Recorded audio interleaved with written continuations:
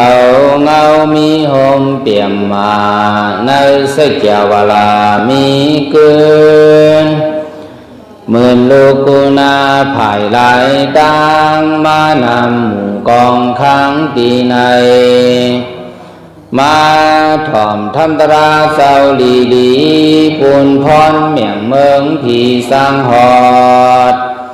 ปันเมืองกัดเย็นนิพพานพระเมียเตหออ่านมางินเลยตาอ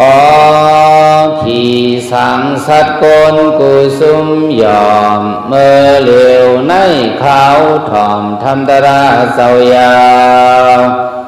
พระเฮาเจ้าเมียดนา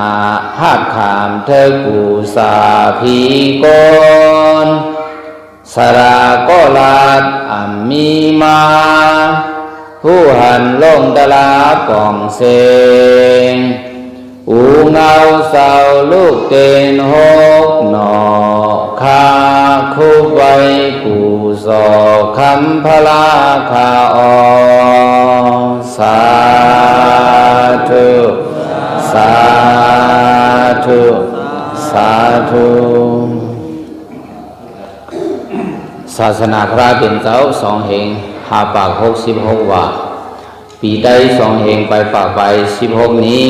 ปีก็สาเหง3ปาก84นี้เดือน12ลองอะไรมาเจ็ดคำมาเปลี่ยนคำไหนเปลี่ยนคำเนาะใครลืมมั้ง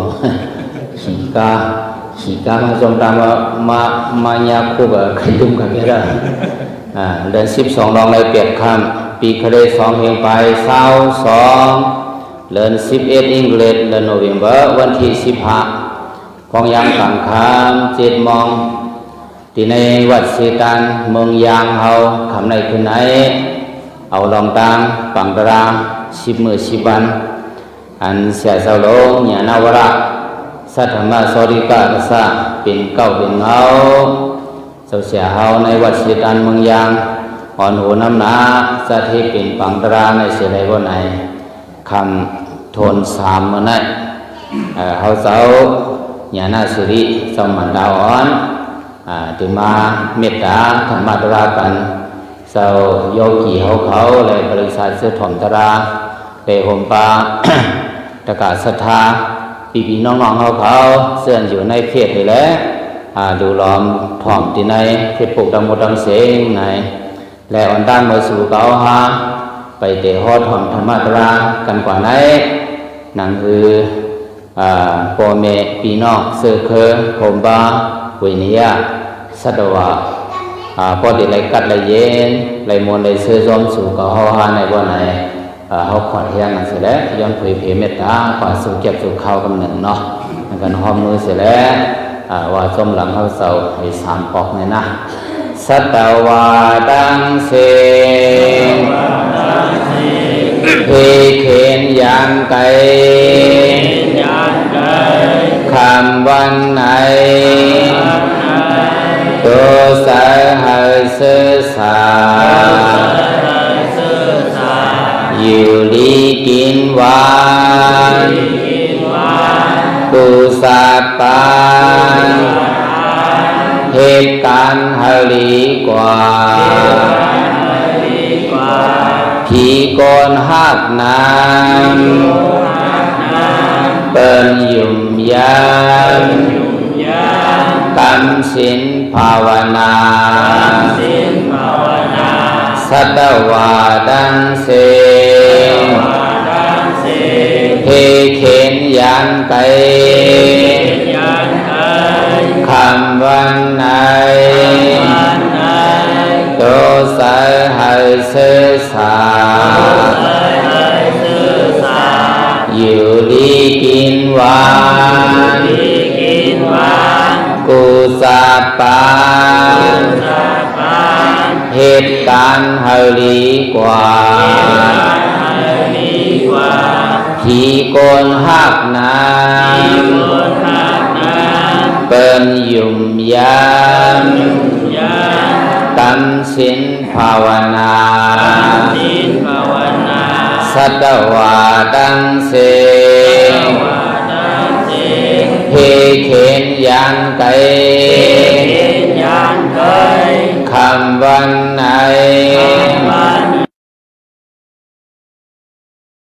สา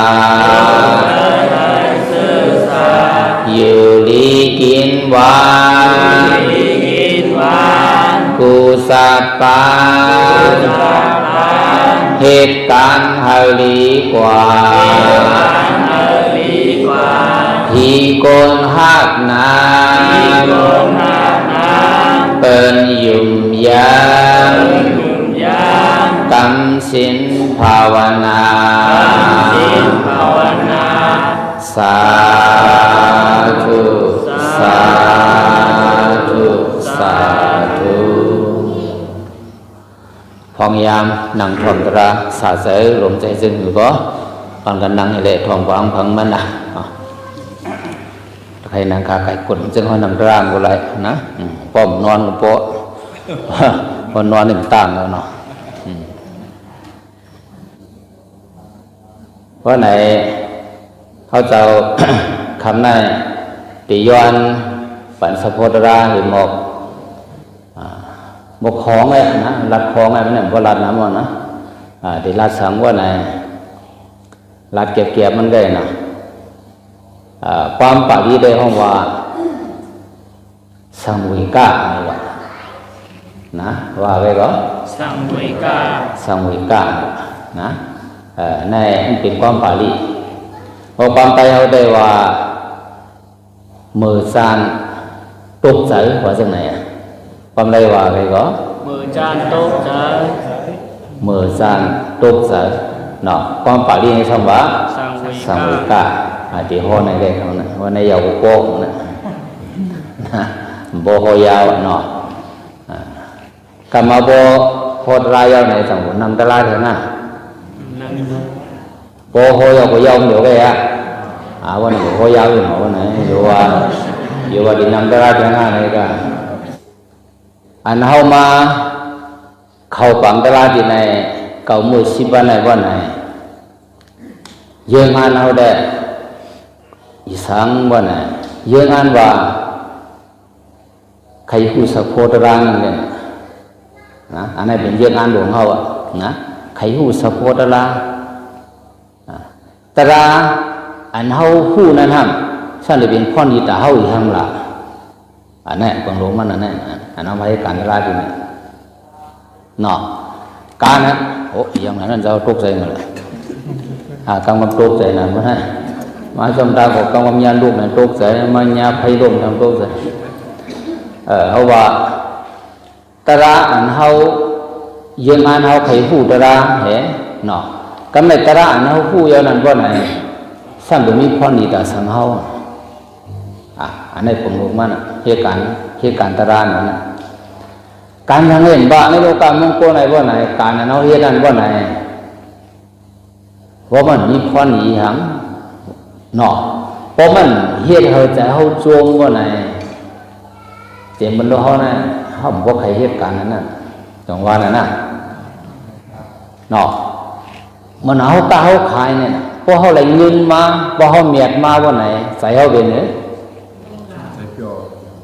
ยอมแท้เดี๋ยวนี้นั่นเป็นเรื่องงานของคนกล้าคนขายคนนั้นเอาว่ากล้าขายอยู่เลยนั่นเมียดก้มไรไว้สังก้มไรว่าวันไหนสังนี้เหตุแทงวันไหนก้มกล้าก้มขายอาการนั้นน่ะเห็นพอก้มเมียดก้มไรหังก้มโจมันก็มันบอกว่าในห้องเหตุการณ์นั้นเจ็บมันเราเขาใจอยู่เนาะมันไหนเขาเฮ็ดให้เฮ็ดนาเฮ็ดสวนว่าไหนก็ว่าไหนเมื่อเฮ็ดเนี่ยจังเฮือว่าไหนผลมาก็มองปอกต้องไม่เขาก็ไม่กินใจอยู่เนาะเลยออกมายาวเลยปัดเลยมาถึงเฮือนยาวว่าไหนจังเขาโจมว่าไหนอันเขาเฮือนนะเขาคุกจะไรเนาะมามีดีเจอโจมว่าไหนจังว่าผู้ว่ามันจะได้ลองเชื้อสายกัดยังไงว่าไหนเขาขำหยาบนั่นเป็นนั่นเนาะในโลกาอันนั้นคือการตราเนี่ยนี่ก็ว่าไหนเป็นในนั่นก็นะเป็นนั่นไหนพอเขาเกี่ยงกันตัวยาวพอเขาฝึกตัวเฮียยาวว่าไหน ไว้เสียเวกันตราในยาวป่ายาวในบ่ไหนลองซื่อสัตย์ในภาวะเขาในบ่ไหนเขาเดือดไรไว้เขาเดือดไรกึศไว้เขาเดือดไรมีไว้ในใจเขาเพราะเรื่องไหนรู้ก่อนอันเขาว่าเขาเฮ็ดกันตราอันอะไรบ่ไหนสั่งมีพรมีตาเขาอะนะผมใจเรื่องไหนได้นะเฮ็ดอยู่ได้ผู้ที่ป่องมันเฮ็ดอยู่แลมีพรดีสังวาพวกไหนได้ปางตราอันไหนแต่เฮ็ดกับคนใหม่แกว่านั่งถึงมากกว่าบ้านนะวันไหนตีนอนก็ดองเหมือนใจวันไหนตีนอนก็เหมือนใจเรามันเหมือนเฮือนเฮาล่ะใส่อย่างนี้เนาะกูสำเร็จป้องอะไรโตสู้อะไรวันไหนมักขามหยาบไปเลยเฮ็ดการตราอยู่ในวันไหนการตราอันไหนอันเก่ามาเฮ็ดอยู่มาเหลียวนั่นที่มีพรดีสังตาเก่าล่ะมีป่องใจวันไหนแน่เบิ่งหลวงมันหลวงพูดในกว่าอังของมันอีกเนี่ยและคำนั้นเขาเจ้าก็ติย้อนคัดใจรัดในลองได้เนาะลองว่าลองตะล่างได้พอเขาผู้ป่องใจกว่าเต้พอเขาผู้ว่ามีในใจเขาเต้ว่าไหนเขาจะได้ลองก็อย่างซื่อสัตย์เต้ยอมเสียงนี่ไว้ก่อนโหไว้โหสมทีไว้เห็นว่านั่นฮะยอมเสียงเหมือนเอ็นนู่นนั่นก็หลุดถอมในก็หลุดถอมยอมช่วยเนี่ยตัวได้ผือก็แหละที่นั้นได้บ่ผือยังพอจำพอมาไปผือยังบ่เลยที่นั้นเขาจะใครเอาปืนเผาบ่ไหนเกี่ยวเลยลองสังเวยกะมือซานตกเสือในไกนเราเหมือนกันเนาะใส่เนาะสังเวยกะมือซานตกเสืออันนั้นเขาจะไล่มือซานตกเสือดีไรเนาะสังเวยกะอันนั้นเขาจะไล่สังเวยกะดีไรนะอันนั้นนะอันเราจะดีไรในคำนั้นดีไรในร้องในอินพระเปลี่ยนเจ้าก็พอเอามาตัวคืนมันเสาอีกหนึ่งว่าไหน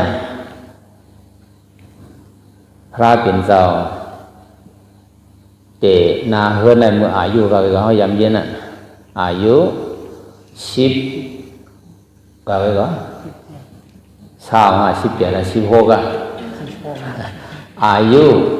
16เตนาเฮือนกับนางยโสธราเสียเนาะอายุ29ทำอย่างเดียวมั้งไหนออกขวาเกี่ยงกำตราเนื้อเถื่อนใจเนื้ออันนี้เปลี่ยนปืนพระเปลี่ยนเจ้านั่นนะอายุ35ซ้ำขึ้นอย่างว่าไหนขึ้นเป็นพระมาไลตราว่าไหนหูหันตรามาอายุ29ออกกับแจ้งกำตราอายุ35เป็นพระนี่ก็พระเป็นเจ้าไล่แจ้งกำตราหลายปี6 ปีตาเตไล่ตราในว่าไหนไล่แจ้งกำป้าเหลียวที่เถินอุลุวิลาอันเฮาว่านั่นที่ทำอันนั้นว่าไหนอันยามถึงมงพุทธกายะยามมีอันนายกมือด้วยอันกะเลมานั่นมีพระหันใจตีหน่วยนั่นน่ะตีทำอ่อนๆเด็กๆนั่นนิ่มใจพระเปลี่ยนเจ้าโกรมาเขาไหนมันเจ้ากะแก่งกำตราตีในเถินอุรุยละตีในทำเตียนมีตัวหมักแก้งนั่นกะแก่งกำตราตีนั้น6 ปีหลายปีแก่งกำ6 ปีแล้วสั่งหันตรามาตราอันมันเจ้าหันมานั่นบ่ไหนเป็นอันใดล่ะบ่ไหนเป็นอันเฮาอันกันมาแก่งกำเดียวเนี่ยอันเฮามาอันกันฝึกแก่งกำเดียวเนี่ยนั่นเป็นตราพระเปลี่ยนเสาเกี่ยงกำไรปีเลยก็6 ปี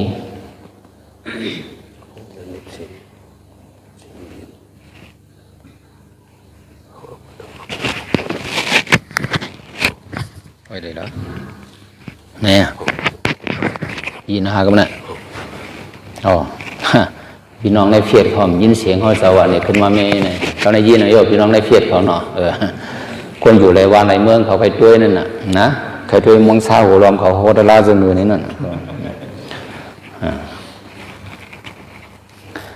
อันพระลองสิทธัตถะเฮาแก่งกำตรา6 ปีอะไรหันมาตรานั่นบ่ไหน เมื่อเดี๋ยวในหวันกันมาพึกเกี่ยงกำด้วยหอยตินพลาร้องเสียเท้านั่นมันเจ้าได้เกี่ยงกำ6 ปีแล้วได้ขึ้นเป็นพระเป็นเสากรมาเฮามาเสียเนาะกำไรเฮาอันกันมาเกี่ยงกำ10 วันในลุงตีไล่อยู่5ตีหู้อยู่5ไว้ดูก่อนได้ไปลาดกันนะเขาเจ้าเคยว่าในบ่ไหนตาเดหู้หันธรรมะตราตาดีไลตราในบ่ไหนใส่ปุ้นขามเฮาในเนาะใส่ยังไงก็ปุ้นขามในหู้ว่าใส่ปุ้นขามหลวงเฮาในกะในใจเฮาในกะติไลเป็นมีเจอสังบ่ไหนติไลมีเจอสังเวกาบ่ปาลีว่าบ่กำไตว่าไกก็มือซานตกเจอเดี๋ยวไรนี้อันไหนวะเดี๋ยวไรนี้น้ำเสืออันไหนอะว่าเสียมันบ่ไหนก็นะเมื่อไรเขามีเจอสังเวกะมือซันตุกเจอไหนรู้ก่อนธรรมะตระอันเขาใครหู้ใครไรนั้นบ่ไหนกำหนึ่งด้วยวะไรคำเดียวตระน่ะนะบ่ยังว่าสังเวกะเมียนเจอสังเวกะเจอมือเจอซานนี่ไปมีว่าพวกไหนแต่ธรรมะตราเนี่ยเขายังไก่ตัวเขาเหรอครับเนี่ยนะยังไก่ตัวเขาอินเกี่ยวเลยลองได้ว่าไหนคำไหนเขาจะได้ย้อนปันสาวโพตระธรรมะตราเกี่ยวเลยสังเวกะเงียนมือซานตกใจอันว่าไหนเดี๋ยวลาดในลองได้คำนั้นนะอันนั้นเขาเดี๋ยวไรพึกด้วยเขาเดี๋ยวไรพึกด้วยดีตัวดีใจเขาเนี่ยนะดีตัวดีใจเขาก็เขาเดี๋ยวไรหู้ตรงวงกวนเขาเนี่ยก็เขาเดี๋ยวไรหู้จอมนะลองว่าเปลี่ยนลีเวอร์ลีซานลีตกใจอันนั้นในพวกไหนมือเราเลยเขาป่องใจอันไหนรู้ก่อนนะป่องใจเฉพาะอันไหนรู้ก่อนธรรมะตราอันเขาใครไรในพวกไหนสั่งเดี๋ยวมาไว้นะเขาด้วยเป็นพระรองสิทธัตถะเขากรมาเขาในว่าไหนเมื่อไกลลาได้ว่าอายุสาวเก่าออกกายแก่งกำตราว่าสาวเก่าในเท้าไปเท้าไอ้โยกีเขานั่นวนเลยลุงตัวมีกาแกสาวเก่านะไปเท่าเนี้ยโยกีอายุเท่าเก่าลงไตป้าไหลก้อนนั่นน่ะป้ายก็ป้าถุงเราพาใช่ไหมป้าเนาะโยกียิงเขาเท่าเก่าลงไตป้า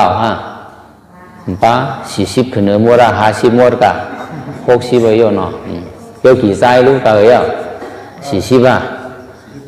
40ขึ้นเนื้อมัวละเนาะ40ลึงหน้า50ลึงหลัง60ไปสัญยัง70บ่ใครหู้สัง80กินข้าวเยอะใส่คู่รังในแทงนั่นนะพวกเราเนาะเยอะใส่ในโซ่บ่กินเขานะก็เยอะใส่เรือบ่นะเยอะใส่คู่รังว่าบ่70 80มาเป็นนั่นพระอรหันต์อายุก็เท่าเก่าออกกายแก่งกำตราบ่ยังไปก่อไว้นั่นไงเจ้าเขาจะน่ะอายุ60 70ถึงไปแค่ออกไปกะแค่แก่งกำตราตั้งใจมันใจว่านะไปใครกว่าว่าเปลี่ยนอะไรว่าไหนยังได้ใครอยู่อีบอกทำปากนะอาซักนะใครอยู่ว่าใครอยู่ว่าอยู่อะไรก็มันอยู่อะไรนั่นน่ะ60 70 80เนี่ยมันกว่าดีๆนั่นน่ะใจอยู่รู้เนาะสังเกตว่าอยู่อะไรว่าไหนใครอยู่ให้มอก4-5 ปากนึงใครอยู่ว่าอะไรลองอาซักอีกนึงเนาะปานพระเป็นเจ้ากรมาเขาไหนอายุโกนยาวปากปีบะหลายปีปากปีพอถึงปากปีก็ดูตายที่กะเมื่อปันพระเป็นเจ้าน่ะเนาะก็เลยปานเขาเนี่ยปากปีมีหลายโก้ไว้ว่าไหนใครมีอ่ะกาปานเขาเนี่ยครับ60 70 50ปีนี้ว่าไหนกว่าที่เหนือบอกว่าเมื่อปันพระเป็นเจ้า1 ปากนั่นว่าไหนปานเขาเนี่ยกำพอง50 กว่ากำพอง60 กว่าว่านี่ก็มันลดลงมาในอายุก็ในว่าใคร รถกะครึ่งนึงเอาวะไหนอังใจเอาวะไหนโดยรู้ศาสนาพระเปลี่ยนเจ้าไล่มา2 เหง5 ปาก66ในบ่ไหนลูกเอาดิอาสาคนปากปีอะไรรวดลงมาไหนโดยรู้บอกให้รถกะครึ่งนึงเอาไหนเสียเนาะพอเทียงเหงปีปลายบ่ไหนอาสาคนได้ล่วงกะบ่ไหนคือเช้า30ก็อ่ะถังได้คือกันนั่นก็อ่ะเดี๋ยวเนาะเป็นหิวบ่ไหนอีปอดกะอาสาคนน่ะมันยาวมาว่ากาปานเฮาน่ะอาสาที่ปอดก็ว่านะอันนี้ใครว่าปานพระเปลี่ยนเจ้าโกรมาเฮาไหนอายุก้นยาว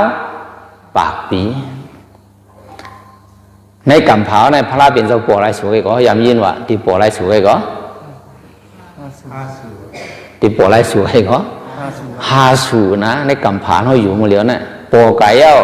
4สวยว่ะเนาะ1พระเปลี่ยนเจ้ากากุสัน2พระเปลี่ยนเจ้าโกนากง3พระเปลี่ยนเจ้า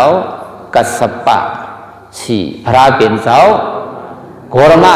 เขาตัวเงี้ยมาแล้วน่ะศาสนาจะไปหาย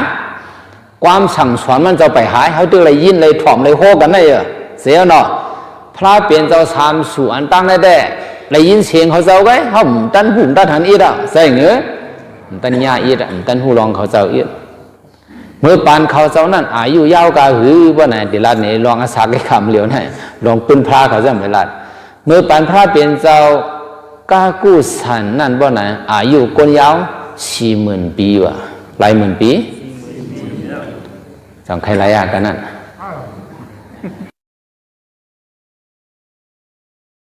บ้านเขาในกาไกก็ปากนึงเลยละเนาะถึงก็ปากนึงเลยแล้ว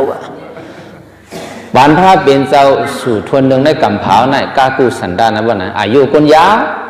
40,000 ปีว่ะด้วยรู้เขาก็เมื่อปานนั้นฉันเขาเปลี่ยนกวนเขาคอย40,000 ปีเขาต้องจ่าแล้วน่ะเสียเนาะก็ได้เผยพระเปลี่ยนเจ้าสู่ไม้2อันปอในกำผาเขาพระเปลี่ยนเจ้าโก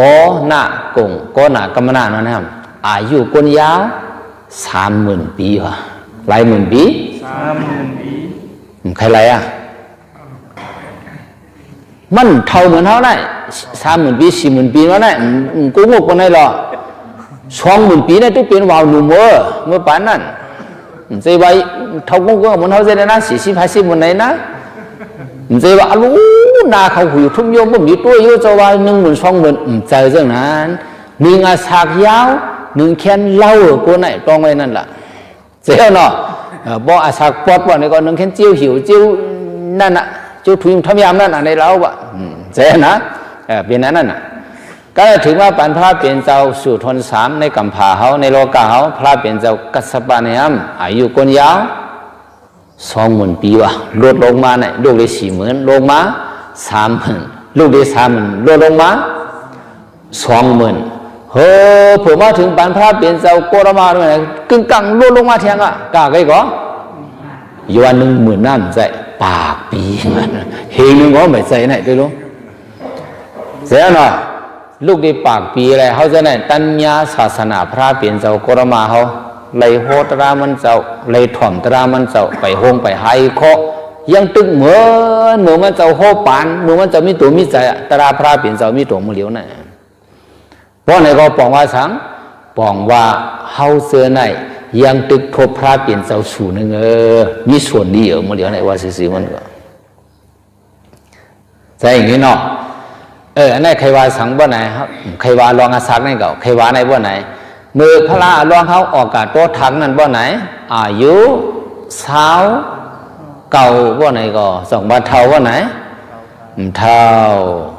กวนเขากำอยู่ได้กันว่าบ่เท่าจังกะขึ้นการขึ้นจ้องจังกะถ่อมตราแล้วบ่มเท่าไหนดีกว่าในกำพองสั่งว่าบ่ไหนว่ากำมองก็ว่านะมันก็เลยว่านั่นนะว่าหนุ่มเลยกว่าวัดกะจ้องกันนั่งได้เป็นว่าไปใส่เมียวมันวะนะไปใส่ข้าวมันวะนะมันดึกมันไปใส่ข้าวมันเลยเท้าไม่แหละกว่าหยาบไปหยาบหมักตาก็หันดีหูก็ยินดีเอาตัวใครหลอดมายาว่าไหนกว่าเมื่อนั่นเลยนี่วะจังว่านั่นนะว่าไหนจังนะมันหนึ่งมีเฮียการตะเล่าหลามใช่ฮะโยกีเขามานั่งกันตราที่ไหนว่าไหนสังเกียวนั่งกันตราลาซื่อ นังในจังเจียวเปลี่ยนหิวไว้ฮะเจ็บก็เจ็บหนอเนียดก็เนียดหนอก้วนก็ก้วนหนอสันก็สันใครนั่งหัวว่าไหนใครนั่งหัวผู้นั่งที่จะวิลูกบอกว่านั้นก็สั้นว่างเก่าพวกเขาจะนั่นเขาหิงแต่นี่จังลูกว่าไหนเจ้าบ้านนั้นมันเขาหิงเอานั่งก้วนหนาเลยมาเนี่ยใครป้องเขาว่าไหนป้องจะเขาหิงไหนใช่เหรอนี่ใครว่าสังว่าไหนแต่ว่าสภาวะดีตัวดีใจเขาในว่าไหนเขาจะเลยหมอหัวนั่นใครว่าในว่าไหนตาเดเลยสังเวกะตาเดเมื่อจันตุกเสือในว่าไหนตาเดมีเสือใครตราในว่าไหนเขาจะเลยพึกมีเมียนั่นวะแต่เลยมีตั้งหัวนั่นว่าซื่อมันก็ตั้งหัวนั่นจะเลยมันมีในใจเขารู้ก่อนธรรมะตราในเขาจังที่ใครไล่มันเลยนะโอ้เขาไปมีเมียนมือจานตุกเสือว่าไหนเขาไปใครไล่มันตรานั่นเขาถามว่าเขาเกี้ยเขาถามว่าเขาเขียนเขาถามว่าอยู่โจอยู่บนติ๊กนะเขาถามว่าเป็นนั้นเฮ็ดสังแลพระอาลองสิกทัตถะเขาในอายุเศร้าเก่านั่นออกกว่าในเถินละออกกว่าหาตราละว่าไหนพร้อมเลยตึกสวนมันเจ้าพร้อมเลยลานนี่มันเจ้ากับหันสังว่าไหนเมื่ออายุเศร้าเก่านั่นอันเขายามเย็นว่ามันเจ้ากับหันนำมิกหลงสีป้าในสังเขายามเย็นในปืนมันเจ้าพระอาลองสิทธัตถะนั่นออกกว่าเลยได้สวนหมอกกะเลยโจเลยมวนได้สวนหมอกสวนเสื้อนั่นนะเพราะกับเก่งใหม่ว่าไหนเขากับเขาเลยได้สวนจังเขากับเลยว่าไหนอันเป็นผูหมอกไว้นิ่มใช่ไหมว่ากับเลยเก่งใหม่ก็กับด้วยสวนหมอกว่ากับเมษายก็กับขึ้นรถตุ้งว่าใช่จังใครกว่าว่าไหนเป็นผูกขังไว้ว่าไหนเป็นผูหมอกไว้อย่างเงี้ยว่ากับด้วยว่าไหนซื้อเจอนั่นน่ะพระอาลองนี่ก็เป็นนั่นเก่าเนาะพอเหตุการณ์ในห้างในหอจัดการวันจันทร์การเมืองในฮื้อไหนว่าไหนกว่าเลยได้สวนหมอกกาเลยเอาไปอยู่ดีกาเลยเขาเสียสุขสักหายนั่นเพื่อกาเลยได้สวนหมอกในว่าไหนกว่าหันสังว่าไหนว่าเก็บแก้ไปละกว่าหันก้นเทาหันอะไรก็กาหันก้นเทานะเพื่อกาหันก้นเทาว่าไหนซ้ำเป็นสังหลาว่าไหนย้อนหลัดปืนทางเอ็นเนี่ยนั่นก่อนบ่มละพลาอะไร5 วันน่ะหลายวันว่าไหนพอเกิดมาอะไร5 วันว่าไหนก็เปิ้นเอาป่งหน้าอันหมอฮอปีต่างกะละอันหมอด้วยหมอนี่กะปากไปเปียดก้อหลายก้อว่าไหนปากไปเปียดก้อเนี่ยมาด้วยห้อยตินห้อยมือมาด้วยหางผางโกนให้แลเปิ้นนับสอนโกนก้อนไหนพอใหญ่มาที่เป็นสังนะมึงยังดังตัวอันนี้นั่นว่าลูกอ่อนเขาเกิดมาเหมาะเมียเยอะเนาะพอเป็นเสื้อเครือขนหอคำลูกอ่อนเกิดมาว่าไหนคนในตัวเปิงซึ่งไหนวะลูกอ่อนก้อนไหนพวกมันใหญ่มาว่าไหนมันที่เป็นสังไหนวะนะเผื่อเขามาอ่อนกันด้วยลักษณะพระลองอะไรว่าไหนเป็นลัด2 คอดังหมดว่ะหลายคอไปหรอลูกอ่อนก็ไหนเพราะมันใหญ่มาว่าไหน1ที่เป็นก้นอุบหวานอุบเมืองแก่เลยเปิ้นในคอ1ว่ะนะก็ในคอทน2ลูกอ่อนก็ไหนเพราะมันใหญ่มาเพราะมันใครอยู่ในวันในเมืองอุบหวานอุบเมืองนี่ก็เพราะมันออกกายเกี้ยงกำตรานี่ก็ที่เป็นเจ้าอันแก่เลยเปิ้นเจ้าเมียเลยเปิ้นว่ะหลายคอก็ว่าไหนไหนแกเปิ้นสอนว่ามี2 คอนี่ล้วนก็ได้บ่เยอะมากว่าไหนโยกีเขาบ่เฮามีลูกว่าไหนลูกเขานั้นใครเองก็โหวตนี่แหละก็อยู่ในเถินนะใครมันอยู่ดีหอดีเฮือนนี่แหละอยู่จอมเฮาลูกเขาน่ะจำบ่ได้หรอ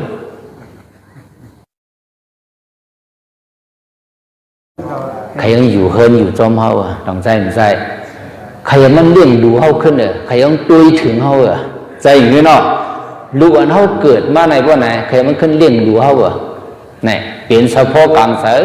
พ่อแม่กูก็ใจเนาะอันนี้น่ะอันเป็นโปพลาคุณคำสุดทนทั้งน่ะมันก็พูดอันไหนอ๋อลูกใจเก่าไหนเปิดมาสอนนับปันมันไหนว่าไหนเพราะมันใหญ่มาว่าไหนตีเป็นก้นอะไรก็ตีเป็นก้นอุบานอุบเมืองว่านะตีเป็นอันแก่เลยเพิ่นว่าเป็นก้นอุบในวานในเมืองเปิดมาเฮ็ดแต่เปมันหมดว่าเทียงคอนึงมาไปก็เพราะมันอุบานอุบเมืองใดก็แก่งกำตราว่าไหนก็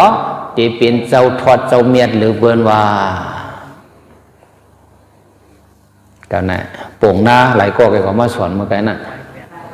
ปากปลายเปียดก็ในปากปลายเปียดก็นั้นว่าไหนสามีก้อนหนึ่งกำไนฮะ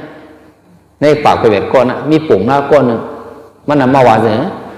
เกาคาได้คอเหลียวไว้ค่ะก็ข้ามตอกสองคอนี่ว่ามันว่านะว่าสอนได้รู้นี่ว่าเกาคาได้สอนไว้ว่าลูกอ่อนก้อนไหน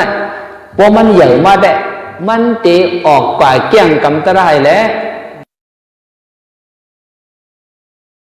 มันอยู่ในพ่อคนคนโปรดสูคามาละลายคอไปว่าไหนคอเหลวไปว่าไหนในเกกางอันเป็นลัดความในว่าไหนก้นอันลัดความทรงคอและก้นอันลัดความคอเหลวไหนเขาดีว่าคอละหมัดว่าเป็นลัดมะว่าเขาถ่องคอเหลวมันต้องใจว่าไหนพวกสงฆ์เขาว่าไหนอันไหนใจก็ใจผมใจก็ยันนาว่าไหนไหนมันพูดเต็ดตัวตรงใจเหรอพวกมันลัดคอเหลียวก็ว่าไหนบอกว่าอ๋อเหลือเสียไหนมันเปลี่ยนหางเอาว่าว่าไหนพอดีหยุ่มมันแล้วว่าไหนวันหยุ่มคอในกับมดกำลังสุดน่ะเสียเนาะแน่ว่าแต่เหตุการณ์ว่าไหนก็ลัดคอเหลียวไปพวกลัดสงฆ์คอสั่งอะไรว่าไหนลัดความผ่ากำเปียงก็ละลายคอไปว่าไหนคอเหลียวไปพวกเราสงคอก็เปิดผ้าเข้าอ่ะสงว่าว่าไหนดีตัวตรงไหนกันเนี่ยเดี๋ยววนตรงไหนกันเนี่ยนั่นแหละเอาอย่าเปิดเอาว่าอย่างนั้นน้องแจ่มใจว่าไหนหลุดเจ็บตัดห้าฐานหลับคอเหลียวว่าจังนั้นได้โอเคเฮียงก็ไรอ่ะในโลกามุนโกนน่ะเสียเนาะโป่งหน้าปากไปเปียดก้อในว่าไหนปากไปเจี๊ยดก้อในแต่ละไหลคอว่าไหนละสองคอก้อเหลียวในสมมาละไหลคอว่าไหนคอเหลียวว่าไหนก็คุณคำสุขโทษนะอันเป็นปอพลาในว่าไหนในปากไปจิตก้อนไหนมันถ่อมไรวะมาถ่อมก็หลังกันไหนมาถ่อมก้อนไหนไงกันไหนอ๋ออาจองว่าปีหยาก้นก้อนไหนมันดัดคอเดียวกันก่อนจีมันยาจีมันคอกำมันไหนก็มันมันนั้นทรงก้อนอะไรอ่ะว่าไหนก็ว่าไหนจังมาเตียดถามมันอ่ะกล่อมใครมันไก่เฮ็ดมูลเจ้าอ่ะไหนวะกล่อมเห็นว่าอะไรก็ก็เคยมันก็เฮ็ดหมุนจะเคยมันเป็นก้นเฮินอยู่ในหัวในเฮินนี่แหละคือมันเลี้ยงหนูลุมลาวอุบันอุเมืองเดี๋ยวหือนี่ป่ะอะไรเพราะฉะนั้นก็อะไรครับลายมันมีอยู่ค่ะกุยกาลายค่ะนี่ป่ะเพราะตัวลักษณะเปตังมันได้ที่เป็นก้นอันกาเกี่ยงกำตรายและตื่นว่าที่เป็นเจ้าทอดเจ้าเมียก็นี่ป่ะนะปุ่งหน้าได้วานั้นลาตัวนี้หือมันกว่าอะไรแน่เนี่ยมีลายเนื้อหือมันออกอะไรในบ้านอีสังหลานเพราะว่ามันใหญ่มาแหละมันเพราะมันหันเมียนก้นเท่าเกาหลีหันเมียนก้นเป็นโยกาเกาหลีหันเมียนไหนสามเมียนเนาะนั่นก็หันเมียนเอียซี่ยาหันหูลอมเกาหลีวะหลายเมียว่าไหนสี่เมียวเมียวสี่เมียวไหนเพราะว่ามันหันเมียวหนึ่งว่าไหนก็มันออกในตัวมงคลไหนมันก็แก่งกำตราคำเดียวเนี่ยวะดูอ่อนนั่นเดี๋ยวเป็นซึ่งไหนวงเหยอะมาอ๋อในใกล้ห้าเนี่ยวะในใกล้ข้าเนี่ยวะโอ้พวกนี้ก็ไรเนี่ยวะกำไหนเพราะว่านั้นก็ว่าไหนตั้งเอาพระอาลองสิทธัตถะเกิดมาในว่าไหนตั้งแต่วันที่5นี่ละเลยหาวันมาแล้วว่าไหนในเมืองกับบิลาเวทุนนั้นว่าไหนก้นเท่าตื้นเต็มเลยมาสู้พระลองหันในปอกว่า นะกูเป็นโยกะเลยมันเนี่ยพังหางไอ้ปอกกูตายตีนเลยมักบ่งเขาไอ้ปอกอย่าเสียหันตีนปันมาในเมืองไอ้ปอกมันจะเป็นติ่มเลยหันไอ้ปอกแค่อ่านมีไงก็มีวะดังหลากหลายว่าไหนหลากหลายไปในหนอใช่ฮะสองว่าพระราร้องในตั้งแต่เกิดมาในว่าไหนก้นเท่ายามาในปอกก้นเป็นโยกะยามาในปอกก้นตายยามาในปอกยาเสียหันหัวรองเหมือนเขาเลยก็ต้นยามาในปอกตั้งเอามาเกิดเยอะมาว่าไหนยามาในปอกว่านี่ก็เฮ้อเพื่ออายุเท่าเก่านี่มากกะเหลี่ยได้ชวนหมอกในว่าไหนในเด่นจะก้นเท่าเต้นะคุณผีคุณสังเขามา